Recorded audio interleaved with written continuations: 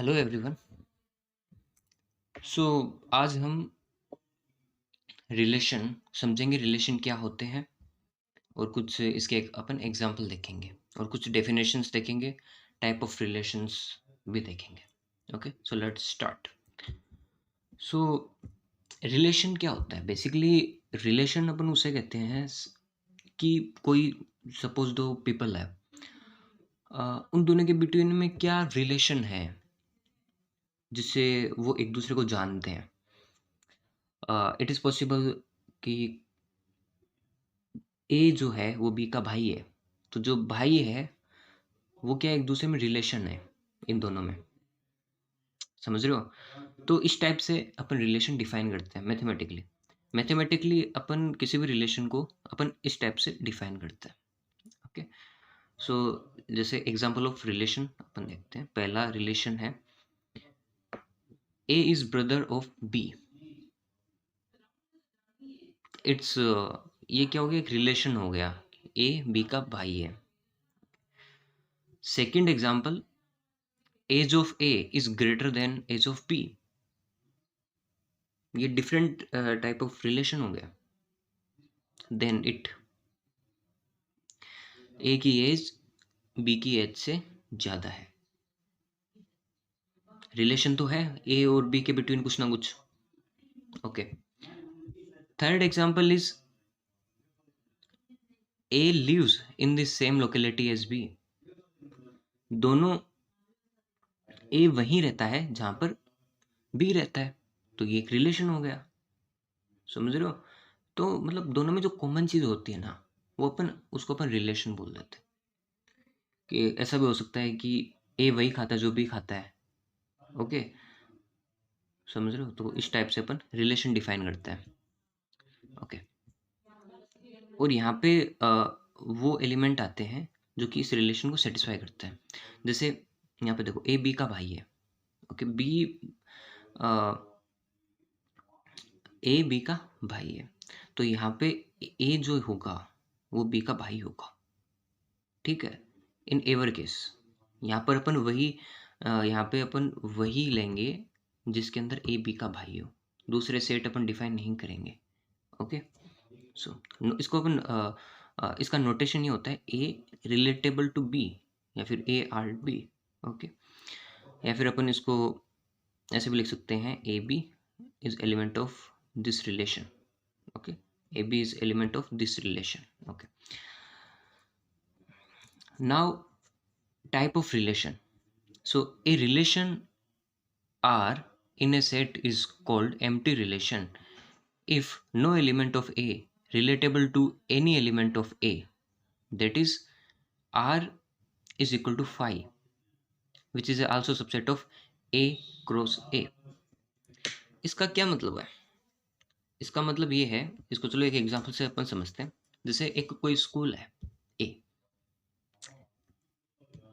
सो उसके अंदर वो लड़कों की स्कूल है, उसके अंदर सारे बॉयज हैं। तो अपन एक रिलेशन इस प्रकार से अपन डिफाइन करते हैं कि A is sister of B, A B की बहन है। लेकिन याद आपको ये भी याद रखना है कि दोनों के दोनों ये जो आ रहे हैं ना, ए और बी, ये दोनों के दोनों इस स्कूल से ही आ रहे हैं। ओके, इस स्कूल से ही आ रहे हैं, बट ये स्कूल किन की है? बॉयज की। तो हाउ कैन इट पॉसिबल कि वहां पर कोई लड़की मिल जाए? गर्ल नहीं मिल सकती वहां पे। तो ये जो रिलेशन अपन जो डिफाइन कर रहे हैं ना, इसमें कोई भी एलिमेंट नहीं आएगा। इसका मतलब ये आर क्या हो गया? फी हो गया। तो अपन इस टाइप के रिलेशन को अपन क्या बोलते हैं? दैट इज एम्प्टी रिलेशन या फिर रिक्त संबंध हिंदी में। Okay, next, a relation are in a set a called universal relation if each element of A is relatable to every element of A, that is R is equal to A cross A. What is this? uh, it is like इसको भी अपन एक example से समझते हैं। मैं एक relation define करता हूँ ए और बी में। The difference between heights of a and b is less than 3 metres.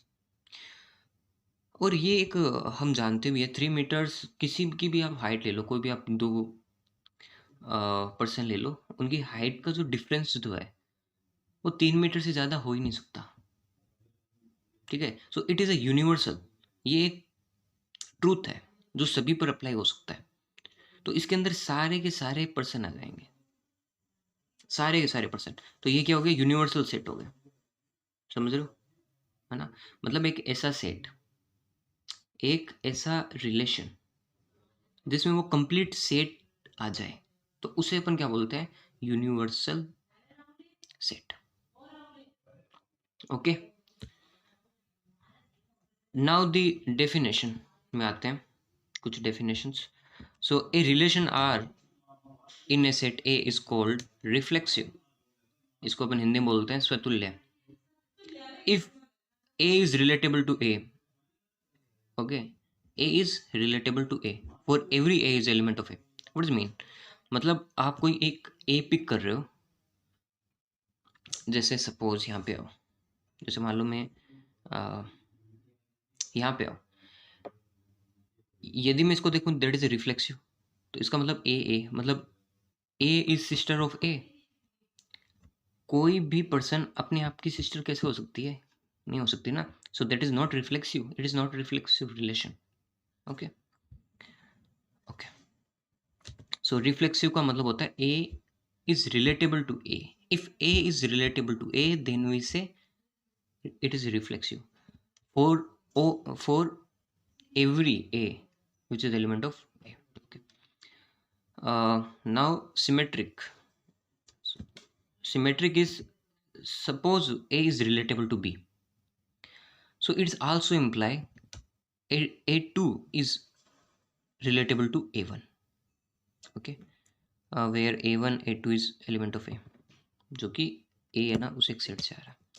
मतलब a1 और a2 में कोई अपन संबंध डिफाइन करते हैं, तो a2 और a1 में भी वही रिलेशन अप्लाई होना चाहिए। यदि होता है तो अपन उस सेट को फॉर ऑल a1 a2, मतलब वो सारे के सारे एलिमेंट जो ए के अंदर आ रहे हैं उन सबके लिए अप्लाई यदि होता है, तो अपन इसको क्या बोलेंगे, सिमेट्रिक या सममित। ओके, एक लास्ट एक और डेफिनेशन है, ट्रांजिटिविटी। यदि a1 is relatable to a2 and a2 is relatable to a3, यदि इन दोनों से ये इम्प्लाई होता है कि a1 a3 आल्सो, मतलब a1 also relatable to a3 for all a1 a2 a3 is element of a, तभी हम कहेंगे कि वो जो सेट है वो ट्रांजिटिविटी है, मतलब वो संक्रामक है सेट। इसको हम ऐसे भी बोल सकते हैं कि यदि मान लो अपने पास ये एक एलिमेंट है, यदि सेट में ये अपने पास गिवन है, जो अपन रिलेशन बना रहे हैं उसके अंदर ये आ रहा है, ये भी आ रहा है, तो वहाँ पर ये भी आना चाहिए। ये आएगा तभी अपन बोलेंगे वहाँ पर ट्रांजिटिविटी होल्ड हो रही है। Okay, let's see some example on this concept. Okay, equivalence relation. Okay, पहले हम एक डेफिनेशन और देख लेते हैं, equivalence relation. So a relation r in a set A is said to be equivalence relation if R is reflexive, symmetric and transitive। जो पिछली जो तीनों प्रॉपर्टीज हैं किसी सेट की, इन तीनों प्रॉपर्टीज को जो होल्ड कर ले उसे हम क्या बोलेंगे, that is called equivalence relation, वहाँ पे होल्ड हो जाता है। ओके, सो अब आ जाओ भाई एग्जाम्पल पे। First example is let L be the set of all lines in a plane and R be a relation in L is relation हम डिफाइन कर रहे हैं L1 is perpendicular to L2। सो सबसे पहली चीज हम देखते हैं कि क्या ये रिफ्लेक्सिव होगा। रिफ्लेक्सिव अपन क्या देख लें कि A is relatable to B होना चाहिए, A is relatable to A। Okay, हमने एक L1 लाइन ड्रॉ की, L1 is relatable to L1, मतलब L1 जो है वो क्या खुद से ही रिलेटेबल होगी, इस रिलेशन को होल्ड करेगी। नहीं करेगी ना, क्यों नहीं करेगी? ये पैरेलल है, एक दूसरे के ऊपर होती है, वो पैरेलल लाइंस होती है। पैरेलल है, परपेंडिकुलर नहीं है, तो ये रिफ्लेक्सिव नहीं होगी। मतलब ये जो सेट है जो इससे जनरेट होगा वो रिफ्लेक्सिव या फिर स्वतुल्य नहीं होगा, वो तो सिमेट्रिक पे। ओके, L1 ये रहा और एक लाइन L2, ठीक है। L2 परपेंडिकुलर है या फिर लंबवत है L1 के। ओके, तो इसका मतलब ये भी तो है ना कि L1 परपेंडिकुलर L2 के। यस, तो L1 relatable to L2, it's also imply L2 relatable to L1। Okay, तो इसका मतलब ये क्या होगा? सिमेट्रिक हो गया, तो ये सिमेट्रिक होगा, रिफ्लेक्सिव नहीं होगा। नाउ ट्रांजिटिविटी देख लेते हैं। L1, L2, L3, these are three lines। Okay, L1, L2 का हमारे पास ये दोनों रिलेटेबल है, 90 डिग्री, इनके बिटवीन 90 डिग्री का एंगल भी है। ओके, L2 और L3 भी रिलेटेबल है, आप देख सकते हो 90 डिग्री का एंगल यहाँ भी बन रहा है। बट क्या L1 और L3 इस रिलेशन को होल्ड कर रहे हैं? नहीं करे ना, ये दोनों पैरेलल लाइन हो गई, तो ये होल्ड नहीं कर रहे। बट ट्रांजिटिविटी के लिए इनको होल्ड करना पड़ेगा, बट ये होल्ड नहीं करे तो ये ट्रांजिटिविटी होल्ड नहीं करेगा। मतलब ये संक्रामक नहीं होगा, ये स्वतुल्य नहीं होगा, ये खाली सममित होगा। ओके, अब एक और एग्जांपल देख लो। Show that the relation are in the set Z of integers given by 2 divides a minus b is an equivalence relation. So reflexive, for the reflexive, suppose I take 2 element, okay, from Z। okay, so so a है ना, वो Z से आया, remember that। so a minus a 0 और 2 0 को divide करता है, तो यहाँ पर इसका मतलब क्या होगा? यहाँ पर a है ना, a is relatable to a, तो ये क्या होगा? रिफ्लेक्सिव हो गया। If 2 divides a minus b, तो इसका मतलब ये भी तो है ना कि भाई 2 आल्सो डिवाइड b माइनस है, तो a relatable to b, it's also imply b relatable to a, तो सिमेट्रिक होल्ड हो गई।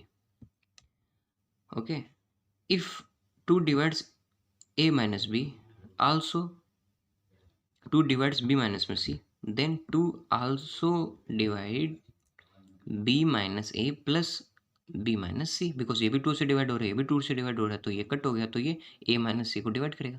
तो यहाँ से अपन क्या देख रहे हैं कि a is relatable to b, a is relatable to b, b is relatable to c। यहाँ पे देखो ये हो रहा है, तो इसका मतलब क्या होगा? a is relatable to c, इसका मतलब r ट्रांजिटिविटी होल्ड कर रहा है, r संक्रामक हो गया। अच्छा, ये तीनों प्रॉपर्टी होल्ड हो गई, इसका मतलब ये जो गिवन जो सेट होगा वो क्या होगा?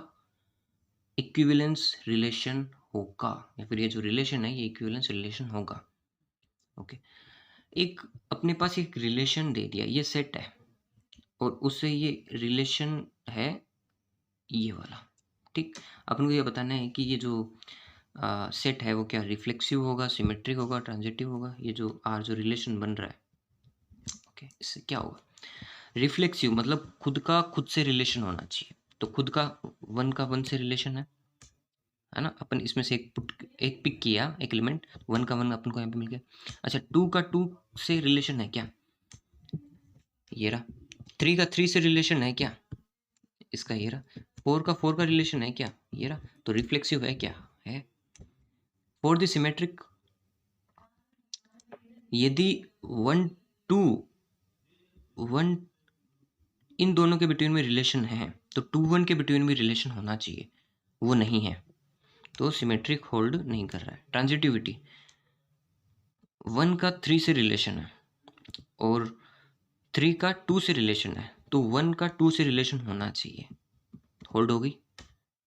ये एक, ये दूसरा, तीसरा, तो ये होल्ड कर गई। Got it?